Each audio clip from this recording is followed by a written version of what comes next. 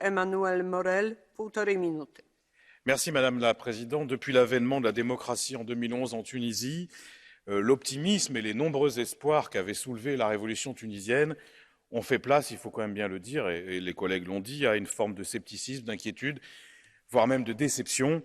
Et aujourd'hui, chacun mesure les risques qui planent sur cette jeune démocratie avec qui nous entretenons de si étroites amitiés.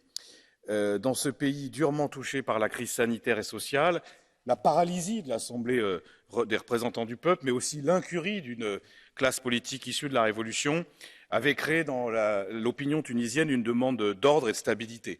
Et c'est ce qui expliquait notre retenue au moment des événements de 2021. Mais depuis, qu'est-ce qui s'est passé? Le marasme économique demeure, les inégalités, l'inflation, le déficit public. Et puis, on a quand même un pouvoir présidentiel, il faut le dire, qui s'est considérablement raidi. Il y a eu l'épisode de la Constitution, un référendum avec un très faible taux de participation, une forme de résignation dans le peuple et une Constitution, il faut quand même l'admettre, qui s'éloigne des standards démocratiques auxquels les espérances de la Révolution auraient pu nous faire espérer. Et puis, il y a eu aussi des mesures qui limitent la liberté d'expression, le pluralisme politique, avec une loi électorale qui est quand même largement contestable. Donc, dans ce cadre-là, qu'est-ce qu'on peut faire en tant qu'Européens? Bien sûr, ne pas s'immiscer dans les élections législatives, bien sûr, ne pas brandir des sanctions, ça serait absurde.